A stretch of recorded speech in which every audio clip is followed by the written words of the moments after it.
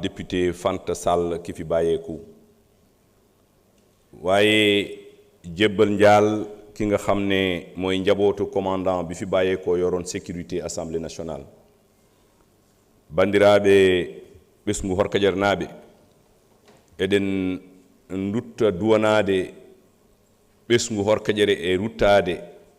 professeur Salif Sada Sall duttiiɗo e ko ɓooyaani. Monsieur le Président, dama bëggoon balaa may wax masawu ki nga xam ne mooy le khalife général des Mourides Serigne Mountakha ak njabootam ci situation bu jafe bi nga xam ne Touba mu ngi koy traversé ci jamono yi waaye di ndokkale ki nga xam ne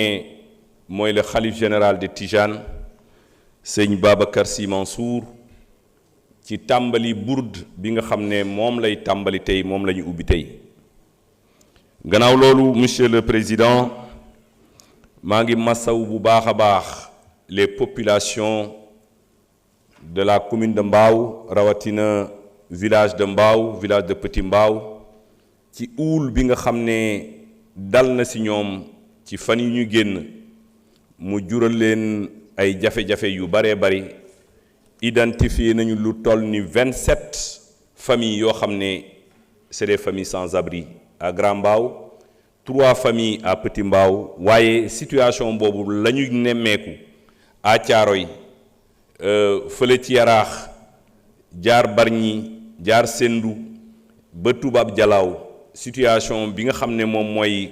ñii feggoog géej gi ginnaaw bu géej bi yëngoo jural na leen ay jafe-jafe monsieur le président maa ngi masawu également population yi nga xam ne ñoo nekk ci grande ville yépp ci jamono yi nga xam ne mooy jamono nawet jamono bu metti li nga xam ne moom mooy mbënd mi di fàttali population Dande Mayo et d'ailleurs waxtu bi may wax ak yéen le ministre de l'intérieur mu ngi dem dans la région de Matam pour nemmeeku ji population yi loolu lu ñuy rafetlu la jàpp naa ni population Dande Mayo à chaque fois mu am hivernage ci fitna la ñuy dëkk donc ñu ngi ñaax état bi ñu jël ay mesures pérennes pour reloger les populations yi nga xam ne seen kër yépp mu ngi ci Dande Mayo bi ginnaaw loolu monsieur le ministre monsieur le président bépp loi boo xam ne dafa concerner bonne gouvernance bu ñëwee fii ci assemblée nationale incha allah dinañ ko woote wasalaamun ala man ittaba al huda. Merci beaucoup honorable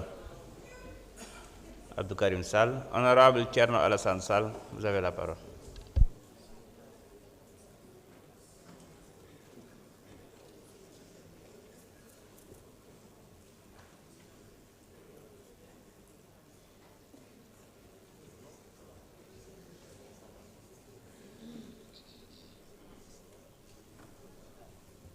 Monsieur le Président, Monsieur le Ministre, chers collègues, wandiraɓe Sénégal, on calminama onon kala ɗo kettuɗon e leydi ndi. O saana kaldeten Sénégal naaɓe heewɓe inen e nder fitna caɗɗe sabu ndungu nguɗo ganduɗa e ni fooli heewɓe hekkuɗorɗe ɗumen hepti gese heewɓe e nder Sénégal. Mbokk Sénégal waxtu bii ñuy wax ak yéen dëkk yu bëri ñu ngi jànkantale jafe-jafe yu du tar yoo xam ne mbënd beeg ndox mee ko waral boo xoolee bu weesoo lu mel ni Touba nga xam ne gis nañu situation bi na mu fa demee Thiès Dakar ku lim di nga bàyyi dëkk yu bëri mais surtout localité yi nga xam ne ñoo gën a sori ci Sénégal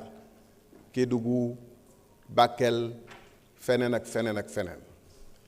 bu ñu taxawee fii nii ñun askanu Sénégal la ñuy waxal ci turu askanu Sénégal convoqué session extraordinaire boo xam ne dafa mel ni lu jàmp moo tax ñu teew fi bu boobaa askan bi nga xam ne mu ngi yuuxu ci Jamel fële ci Matam nga xam ne loxo neen la ñu yor ak seeni xortu saako taxaw di jéem a aar seeni dëkkuwaay ak seeni tool wala ñi nga xam ne ñu ngi ci yeneen dëkk yu bari ci Sénégal comme Wuro Gélel fële ci Kabada nga xam ne bu tawee dox beeg dikk bi nit ñi tëju nañu jàpp naa ni représentant askan yi bu ñu amee lu jàmp lu ñuy def ba di woote session extraordinaire waroon nañu dem fekki nit ñooñu càmbar gouvernement bi parce que ni ministre de l'intérieur dem na fa waaw naam dem na fa demaat na fa at bu ne mu dem fa waaye ndax matuwaay yee ñu war a jël ngir que sénégalais yi bañ di xeex ak ndox mi ak loxo neen ak ay xort saaku di fanaan guddeeg bëccëg waxtu bii may wax ak yéen bu ñu ma neewee pont wu Diamel fële ca Matam daanu na du ma ko weddi ana urgence bu fekkente ni depuis décembre la ñu installé ba juin ñu liggéey ñu ngi ci projet de loi numéro 13 ça veut dire qu'on n'a pas beaucoup en tout cas c'est pas le travail parlementaire qui nous a accablés au point que ñu convoqué session extraordinaire ana urgence bi bu fekkee ni octobre mun nañ dellu ci projet de loi bi te askan bi nga xam ne ku ci nekk ci ñun bu taxawee fii ci turam lay wax askan googu mu ngi ci ndox yu tar mu ngi ci situation yu tar di xeex ak ay soo ak ay pot fii ci Grand Yoff fële ca Thiès ak feneen ak feneen ak feneen li ma ci yokk mooy monsieur le ministre le projet de loi soumis à notre session extraordinaire comporte 20 amendements 20 avec des amendements qui relèvent de coquilles c'est-à-dire le sérieux apporté à nous soumettre dans l'urgence un projet de loi qui doit certainement révolutionner la concussion et la corruption au Sénégal. Mais moi, je n'y crois pas du tout. Il y a un scandale que je me plais à répéter. Ici, à la tribune, depuis notre pupitre et ailleurs, 37 milliards de nos francs ont été volatilisés. Volatilisés. Et en échange, on cherche à mobiliser des entrepreneurs locaux pour les aider à se mobiliser eux-mêmes pour aller réaliser. On chercherait, je vais investiguer davantage la question, on chercherait à mobiliser des entrepreneurs locaux qui ont cette capacité pour aller dans les 5 régions impactées par le projet, pour se substituer à l'Espagnol qui devait faire le travail. Est-ce que notre attention si auguste et si importante n'aurait pas dû être appelée par cette affaire?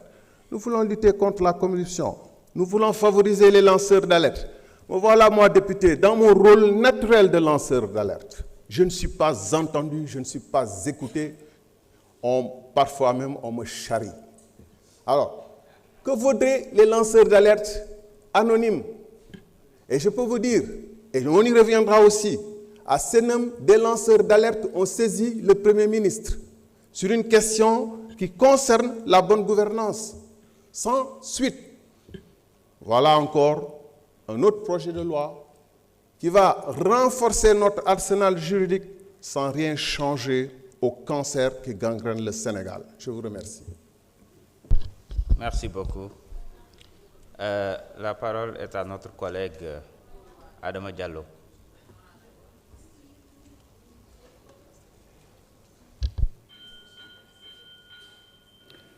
Merci beaucoup.